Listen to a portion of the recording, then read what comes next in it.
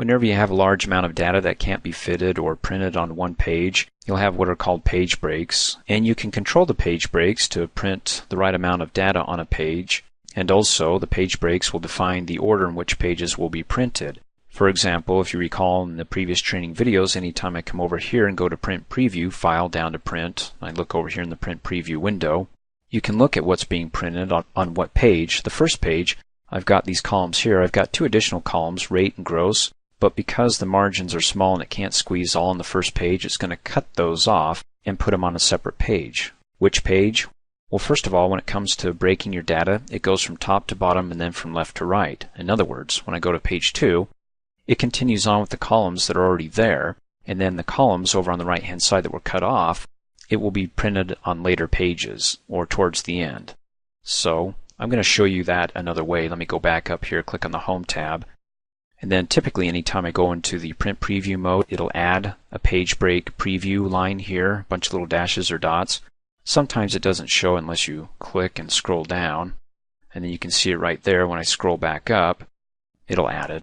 In any case, it shows where the page is going to be breaking. Over here on the left-hand side, that's the first page that's going to be printed.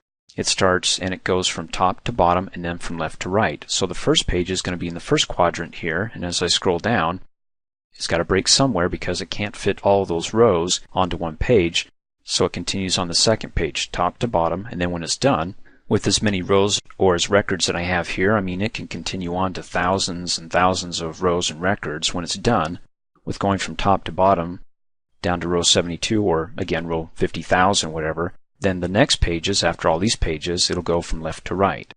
So what's up here at the top? After it's done with the left-hand side to the right, these two columns here, and then it'll go from here, top to bottom. So let's look at that one more time. File to Print, over in the Preview, prints everything over to the left-hand side first, from top to bottom, so that makes sense. And then when it's done with that, it goes to the right part of the worksheet, and then goes from top to bottom, those two columns that were cut off by that page break that we saw when we went back to, well, the normal view. And again, let me scroll down, scroll up, and it shoots it back up here.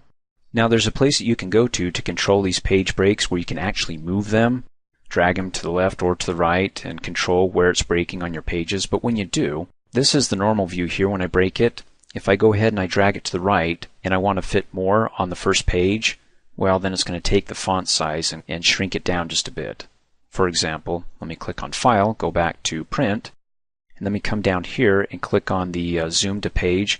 Okay, look at the numbers. They're pretty big, right? Okay, keep that in mind. I'm going to take you to the place now where the view that allows us to see and control those page breaks.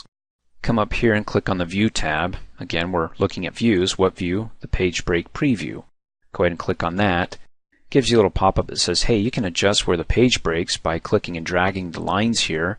Do you want to show this again? If not, check it so it doesn't pop up every time you go to the Page Break Preview view. Click OK. And there's where it's breaking. When you hover over it, you get arrows pointing in opposite directions, meaning that you can click and drag and move the break over to the left to have it break earlier and just include this quadrant here, in which case you can see quadrant 1 is page 1, again top to bottom, page 2, and then after it's done with the left side, it goes to the right. Scroll back up, and there's going to be page, I don't know if you can see it, it's really tiny and hidden behind those numbers, but it says page 3 and then down to page 4. So like I said, if I want to go ahead and hover over that, click and drag it to the right, all the way to the right, there's page 1. Everything here is now opened up and will be printable on page 1. Of course, it's going to shrink the font size again. As you recall, I told you to take a look at it back on the File tab down to Print. And then you can see the numbers aren't as large, are they? It has to shrink the font size to be able to include all those columns that you try to cram in onto one page with such wide margins. You can try to shrink the margins up like we discussed in the previous training video. In any case, you can control where your page breaks by going to the View to Page Break Preview. Then of course, let me scroll down.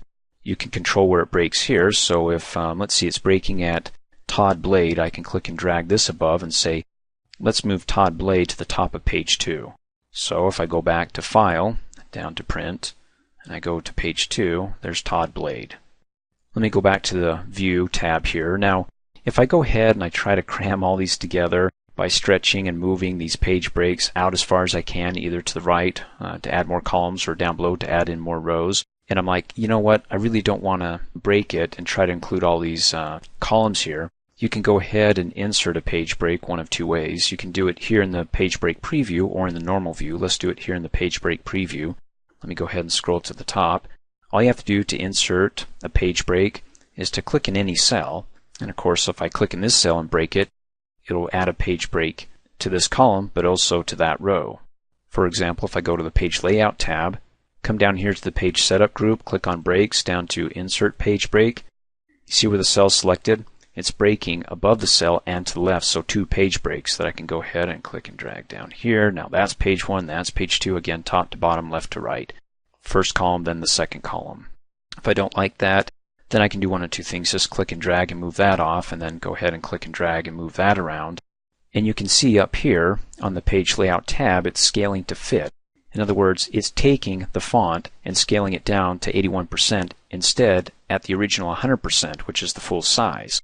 So right now it's still at 81%, even though I said that, hey, let's not include as many columns here. In fact, let me go ahead and click and drag that over there. Or let me go ahead and click and drag that off, because the other way that you can go ahead and insert a page break is back in the normal view. To go to the normal view, let's go to the View tab and then click on Normal.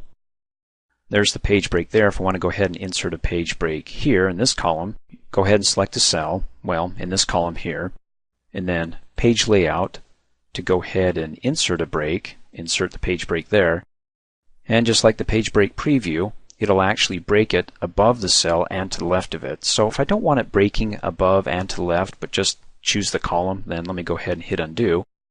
Click on the column header, okay?